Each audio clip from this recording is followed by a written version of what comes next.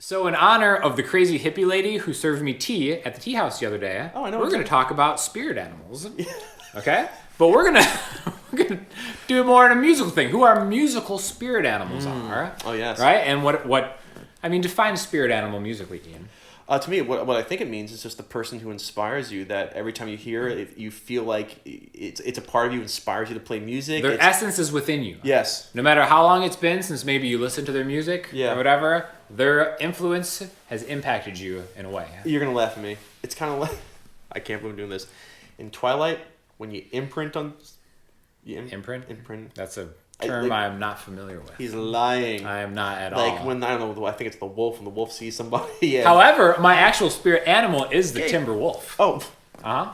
What? Timber wolf. Timberwolf. That's my spirit animal. Oh, your real animal. My actual spirit animal. Well, we're not talking about real animals. No. Do you have a real spirit animal? Yeah, cat. Cat? Cat. Yeah, actually, yeah.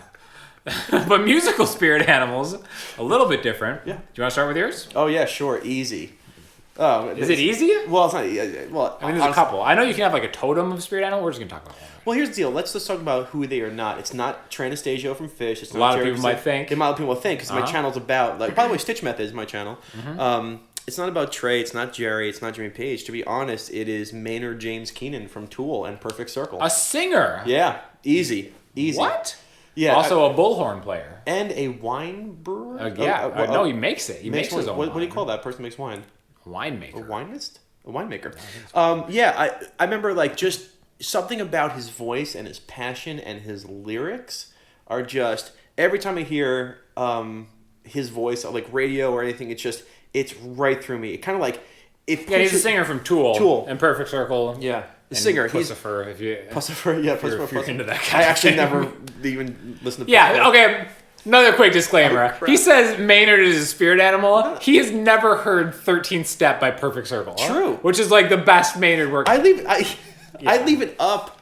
I leave it up to the universe to bring those things to me. Like today, you brought that to me. I'm like, oh yeah, like Outsider, awesome. right? And he's like, huh, Outsider? No, We can powerless? I don't hunt down the noose. I don't go. What? No, I don't go hunting my spirit animal. I guess that. I let my spirit owl come to me. That actually is a good point. I think that's spirit how owl. Yeah, you don't. Maybe that's it. Yeah, you don't get to pick your spirit animal. Your spirit animal chooses you. And every time, I remember on a clear day, I remember driving SUNY Stony Brook on Long Island, going, and the new Tool song came on, Schism. It was new at the time, and it was on the radio, and I heard this riff, right?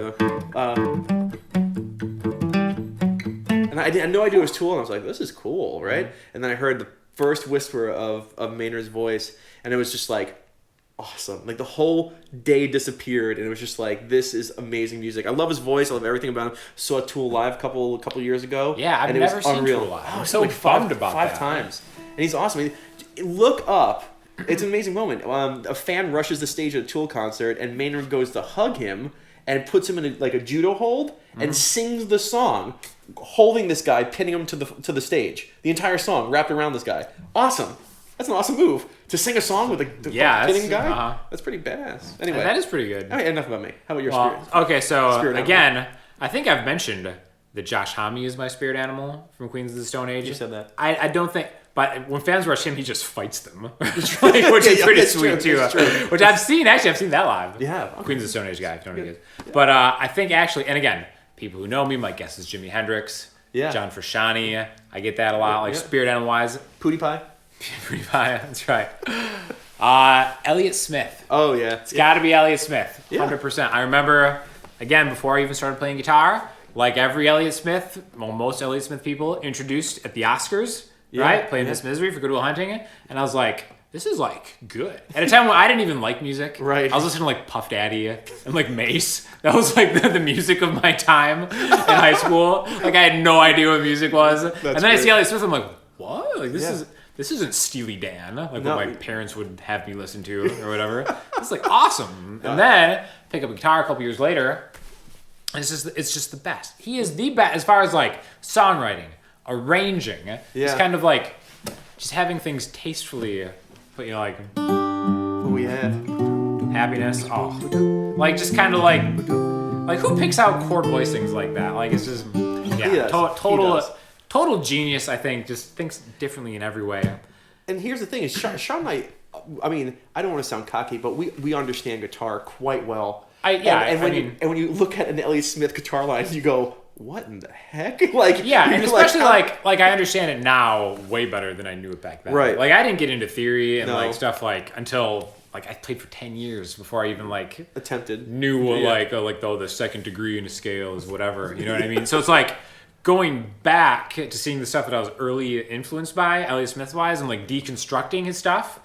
It's still just as fresh as it was not knowing anything. Yeah, it's true. Which is like amazing. Like, and it's funny you say that because I feel like it's like, well, why are we having this conversation? And I'm thinking like, not like as we're talking why, but this is important. Is as you learn more and more about guitar, things are going to become crystal clear to you. Things will be demystified.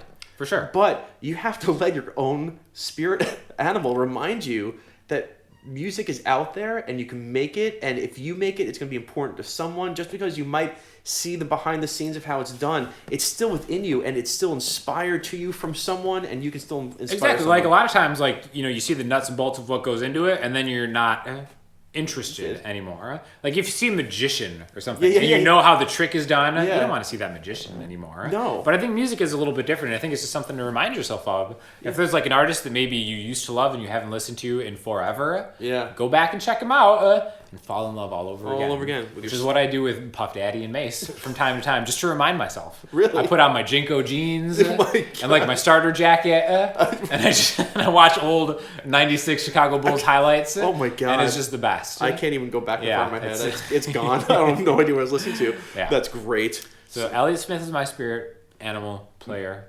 Maynard James Keenan. He keeps my love for music alive despite how much you learn. It's still a mystery. It's still fresh. So find your spirit animal in music and let them guide you. Let us know who yours are. In the comments. Please, exactly. And maybe you might even share a spirit animal with one of us.